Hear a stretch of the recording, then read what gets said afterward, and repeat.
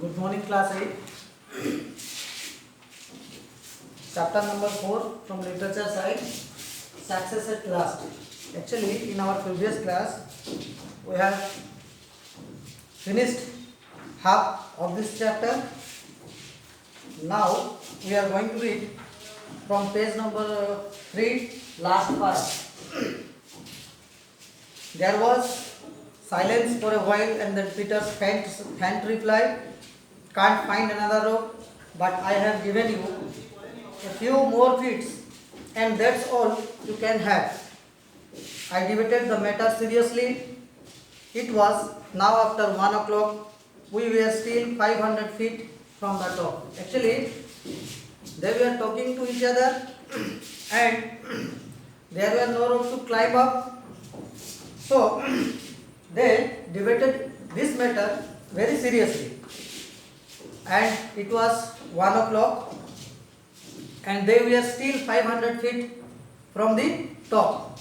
Actually, the weather was looking ominous, and it was dark at 5:30.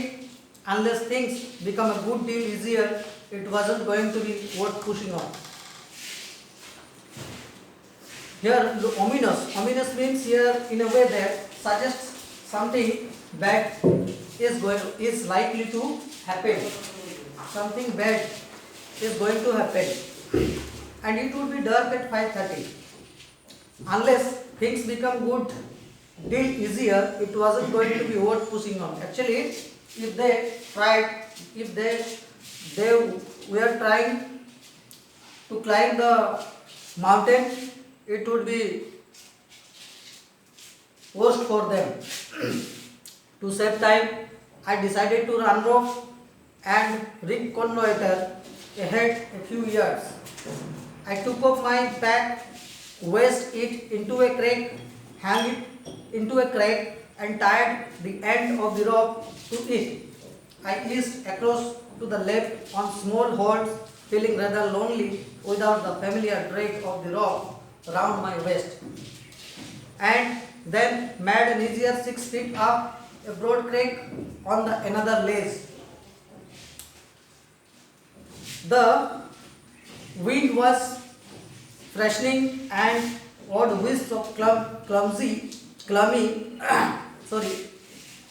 calmy mist were floating by. It was becoming appreciably colder, and the holes above me were taking on a thin film of ice. Actually, when they were climbing up the mountain, a thin film of ice was overcoated on them, on the mountain, and it was very hard to climb up for them. Okay, I carefully eased myself up a few more feet, but did not like the greasy feeling of rocks on the way my rubber-soled boots slipped. Actually, the mountain was covered with a thin film of ice. Everything on the mountain become very sleepy. So, their rubber-soled boots slipped, and the rope felt like greasy. I decided to call it a day. Taking considerable care, I climbed back down to my pack and tied the end of the rope round my waist again. "We could get up here, Peter," I called, "but it's pretty hopeless at the moment. There was nothing to do. Okay, ice is forming on the rock. Time is getting short, so I am coming down." It took a long while to descend the icy holes on the face.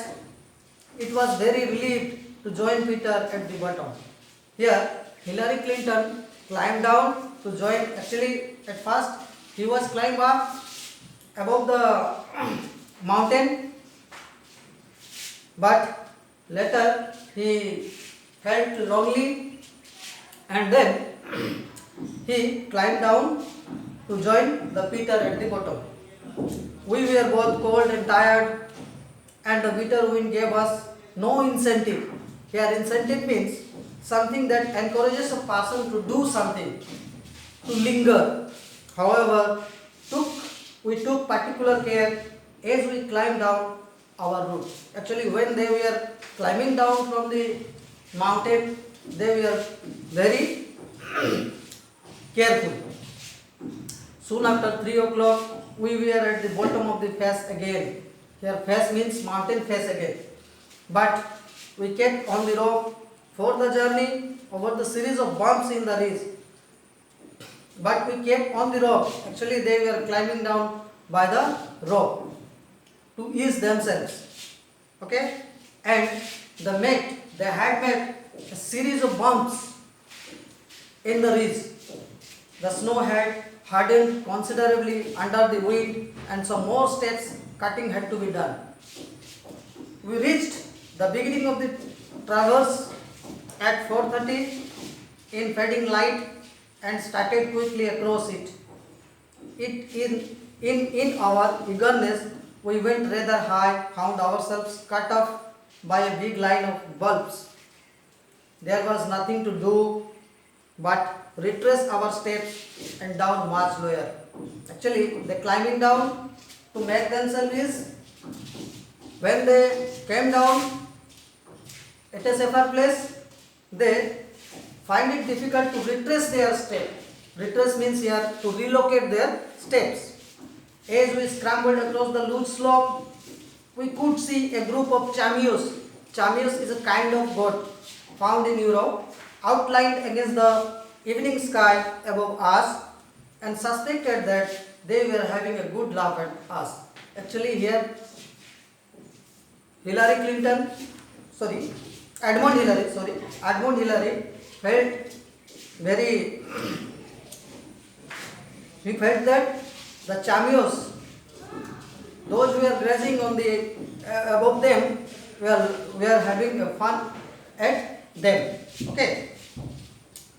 I was back at Margaux in May 1959, hoping on this occasion to get in ahead of winter snows, but the weather thought differently, and I arrived in the mountains a couple of days after.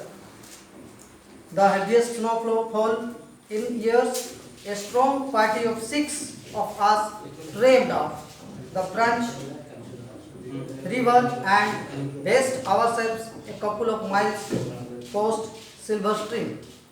Here tramp means walking with firm, heavy steps. In a new 4-man hut that had been flown by the helicopter for the forestry department, we were snug and warm there, but frequently gusts of wind during the night indicated that it might be rather unpleasant on the top. Actually, when they came out from their base camp by helicopter,